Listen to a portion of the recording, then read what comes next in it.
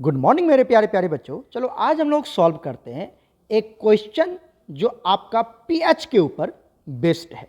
यह क्वेश्चन जेके boss, CBSE और NEET में भी आया हुआ है। तो सभी बच्चे इसको अच्छे से वॉच करना और स्टेप बाय स्टेप समझने की कोशिश करना कि क्वेश्चन को सॉल्व कैसे किया जाएगा। ठीक है, तो सॉल्व करते हैं। देखिए क्वेश्चन क्या कहता है, 50 ml ऑफ 0.1 नॉर्मल HCl। एक HCl का सॉल्यूशन है और वो कितना है 50 ml 0.1 नॉर्मल। ठीक है, दूसरा सॉल्यूशन क्या दिया हुआ है, ध्यान से देखिए, 50 ml of 0.1 normal NaOH solution. 50 ml of 0.1 normal NaOH solution क्या था, दोनों को मिक्स कर दिया गया। दोनों को क्या कर दिया गया, आर मिक्स टुगेदर। ठीक है सर, तो कहता है कैलकुलेट, क्या कैलकुलेट करना है, pH of the resulting solution.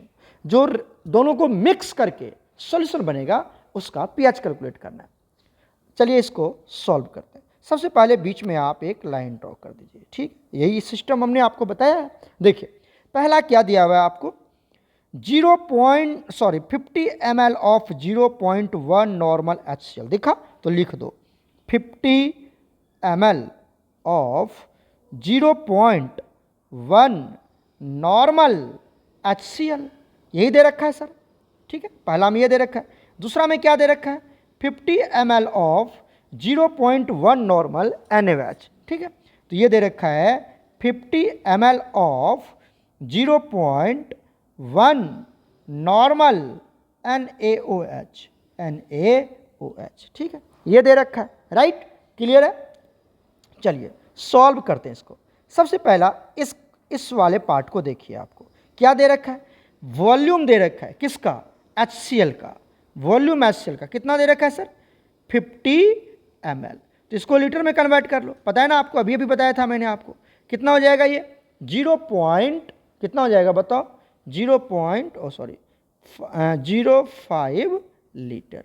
Clear हो गया। तो हमने वॉल्यूम कैलकुलेट कर ली सर, वॉल्यूम HCl का कैलकुलेट कर लिया 0.05 लीटर। कोई टेंशन बिल्कुल नहीं है, क्लियर है यहाँ तक। चलो उसके बाद देखते हैं यहाँ से नेक्स्ट वाला पार्ट में। देखो यहाँ पर क्या दिया हुआ है, वॉल्यूम दे रखा है 50 ml। ठीक है, तो यहाँ से हम वॉल्यूम ऑफ NaOH कैलकुलेट कर लेते हैं। कैसे निकालोगे, 50 ml दे रखा है तो इसको भी 1000 से डिवाइड कर दो। ठीक है, ये कितना हो जाएगा, 0.05 लीटर हो जाएगा। ठीक है, कोई टेंशन। तो ये भी आपने वॉल्यूम ऑफ NaOH भी कैलकुलेट कर लिया, 0.05 लीटर। एकदम स्टेप बाय स्टेप सीखिए कैसे कैलकुलेट किया जाएगा। ठीक है, अब आइए यहाँ पर आपको दिया हुआ है नॉर्मलिटी। क्या दिया हुआ है, नॉर्मलिटी किसका HCl का दिया हुआ ना। कितना दिया हुआ है, नॉर्मलिटी ऑफ HCl कितना दिया हुआ है, 0.1 नॉर्मल। ठीक है sir. Also we know that, also we know that, हम क्या जानते हैं, बताओ जल्दी से, क्या जानते हैं हम, कि नॉर्मलिटी इक्वल टू होता है molarity into N factor, right, clear. बताओ इसका नॉर्मलिटी का वैल्यू कितना दिया हुआ है, बताइए। नॉर्मलिटी आपको दिया हुआ है सर 0.1 नॉर्मल, तो वैल्यू पुट कर दो, 0.1 इज इक्वल टू, मोलरिटी तो कैलकुलेट करना है, इनटू एन फैक्टर की बात आती है सर। एन फैक्टर बताओ, HCl है तुम्हारे पास, क्या है सर, HCl। इधर देखो HCl है, तो HCl एक एसिड है, कितना H प्लस देगा सर, कितना H प्लस देगा, एक। तो HCl एक H प्लस देगा, तो मतलब एन फैक्टर कितनी होगी, 1, एन फैक्टर 1, मतलब मोलरिटी कितना हो गया, मोलरिटी हो गया 0.1। क्लियर हो गया। तो मोलरिटी भी निकल गया हमें, मोलरिटी किसका निकल गया, HCl का, ये निकल गया। बच्चा अगर एन फैक्टर 1 होता है, अगर एन फैक्टर 1 होता है तो जितना नॉर्मलिटी होता है वही उसका मोलरिटी भी हो जाता है, तो जो नॉर्मलिटी होगा वही उसका मोलरिटी हो जाएगा, कब, जब एन फैक्टर की वैल्यू 1 होगी, याद रखना। क्लियर है। आ जाओ यहाँ पर भी कहानी कर लेते हैं हम लोग। H क्या दे, NaOH, तो यहाँ पर नॉर्मलिटी ऑफ NaOH कितना दिया, बताओ। ये आपको दिया हुआ है 0.1 नॉर्मल। ठीक है सर, ऐसे भी हम यहाँ भी जानते हैं, एज वी नो दैट, इतना अच्छे से लिख के समझा रहा हूँ, दोबारा कन्फ्यूज़न नहीं आनी चाहिए। एज वी नो दैट, जैसा कि हम जानते हैं, क्या जानते हैं सर, कि normality is equal to molarity into N factor होता है नमन। ठीक है, तो बताओ वैल्यू पुट कर देते हैं यहाँ से वैल्यू पुट करो। नॉर्मलिटी का वैल्यू कितना दे रखा है सर, नॉर्मलिटी ऑफ NaOH कितना दे रखा है, 0.1 नॉर्मल। तो 0.1 is equal to molarity into, आ जाओ सर एन फैक्टर की बात करते हैं। इधर देखो, इधर NaOH एक बेस है, क्या है, बेस। और ये बेस क्या देता है, OH देता है। ये कितना OH देगा, NaOH को ब्रेक करोगे तो एक ही OH माइनस देगा, मतलब एन फैक्टर की वैल्यू कितनी होगी, 1। एक OH माइनस देगा, ये कितना देगा, एक OH माइनस, 1 OH माइनस देगा, तो एन फैक्टर की वैल्यू 1 हो जाएगा। क्लियर, तो ये हो गया। तो बताओ यहाँ पर भी मोलरिटी की वैल्यू कितनी हो गई, 0.1। और ये मोलरिटी किसकी है बताइए, NaOH का मोलरिटी हमने कैलकुलेट कर लिया। कोई टेंशन है क्या, बताना जल्दी से। NaOH का मोलरिटी कैलकुलेट कर लिया। यहाँ तक आपको पता चल चुका है कि अगर आपको नॉर्मलिटी दे रखा है तो मोलरिटी में कैसे कन्वर्ट करेंगे, तो ये फॉर्मूला आपको जरूर याद रखना चाहिए, Naman, normality equal to molarity into N factor. तो बच्चा यहाँ से हमने मोलरिटी ऑफ HCl कैलकुलेट कर लिया, मोलरिटी ऑफ NaOH कैलकुलेट कर लिया, दोनों का मोलरिटी एक ही है, 0.1 0.1। और आप अगर गौर से देखेंगे बच्चा, तो यहाँ पर वॉल्यूम जो है वो भी एक ही है, 0.5 लीटर, और यहाँ पर भी 0.05 लीटर, 0.05 लीटर, 0.05 लीटर, दोनों का वॉल्यूम एक ही है। मोलरिटी, दोनों का मोलरिटी भी एक ही है बच्चा। इसका मतलब ये तो न्यूट्रल होने वाला है, न्यूट्रल होने वाला है। फिर भी चलो मैं सॉल्व करके दिखाता हूँ आपको। चलिए आइए यहाँ से आगे सॉल्व करते हैं, आगे सॉल्व करते हैं। देखो अब हम निकालते हैं यहाँ से, also we know that, also we know that, also we know that, हम क्या जानते हैं बताइए, कि molarity equal to molarity, molarity, molarity equal to N/V। पढ़े हो कि नहीं पढ़े हो, यहाँ पर भी लिख लो, also we know that, also we know that, क्या जानते हैं हम, कि मोलरिटी इक्वल टू N/V। बहुत बढ़िया सर, बहुत बढ़िया, बता दीजिए मोलरिटी कितना आया सर, मोलरिटी आया है 0.1, तो मोलरिटी आया 0.1 इज इक्वल टू N/V कितना है सर, 0.05, 0.05। यहाँ पर भी बताओ मोलरिटी कितना आया, 0.1, तो वैल्यू पुट कर दो, 0.1 is equal to N divided by volume कितना है, 0.05। यही है ना सर, 0.05 है। तो क्या मैं यहाँ से, आगे आ जाओ सॉल्व करते हैं इसको, क्या मैं यहाँ से N कैलकुलेट कर सकता हूँ, बिल्कुल कैलकुलेट कर सकते हैं। नंबर ऑफ मोल्स क्या होगा, 0.1 इंटू 0.05। यहाँ से भी नंबर ऑफ मोल्स कैलकुलेट कर सकते हैं, बिल्कुल, कि क्या होगा बताओ, 0.1 इंटू 0.05, क्रॉस मल्टीप्लाई कर दिया बच्चा। तो ये नंबर ऑफ मोल्स किसका है बताओ, ये नंबर ऑफ मोल्स किसका होगा, यहाँ से किसका है, HCl, तो ये HCl का होगा, ये किसका होगा, HCl का। और ये किसका होगा बताओ, ये किसका है, NaOH, तो ये नंबर ऑफ मोल्स किसका होगा, NaOH का होगा। तो इसका वैल्यू कितना आएगा बताइए, number of moles of HCl कितना आ गया, यहाँ से जब इसको तुम सॉल्व करोगे तो ये वैल्यू आ जाएगा 0.005, 3 अंक के बाद डेसिमल, ठीक है, तो ये आ जाएगा, इतना मोल HCl का आ जाएगा। कोई दिक्कत, उसी तरह से इसको जब मल्टीप्लाई करोगे तो number of moles of NaOH कितना आ जाएगा, 0.005, ये number of moles of NaOH आ गया। क्लियर, कोई confusion, number of moles of number of moles of HCl, ठीक है, and number of moles of NaOH दोनों बराबर है, दोनों बराबर है। क्लियर है, आ जाओ। अब क्या बताया था मैंने आपको, अब आगे आपको मैंने बताया था कि इसको ब्रेक कर लो, इसको क्या करो, ब्रेक कर लो। ब्रेक करते हैं, HCl को ब्रेक करते हैं बच्चा, बताओ HCl को अगर तुम ब्रेक करोगे तो क्या देगा, H plus Cl minus, right. अब आप देखिए ये 1 मोल HCl 1 मोल H प्लस देता, तभी तो बोला था N फैक्टर 1, तभी तो बोला था इसका N फैक्टर की वैल्यू कितनी होगी बच्चा, 1 होगी, राइट।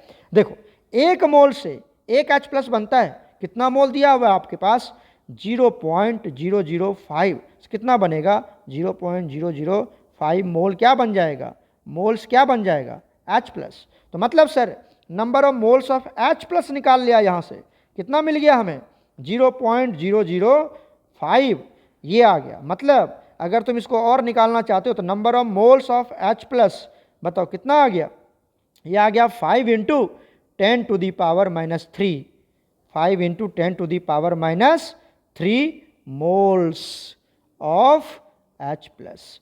क्या कहानी समझ में आ रहा है, कहानी समझ में आ रहा है, बिल्कुल आ रहा होगा बच्चा, बिल्कुल आ रहा होगा, नहीं आएगा तो हम कुछ नहीं कर पाएंगे।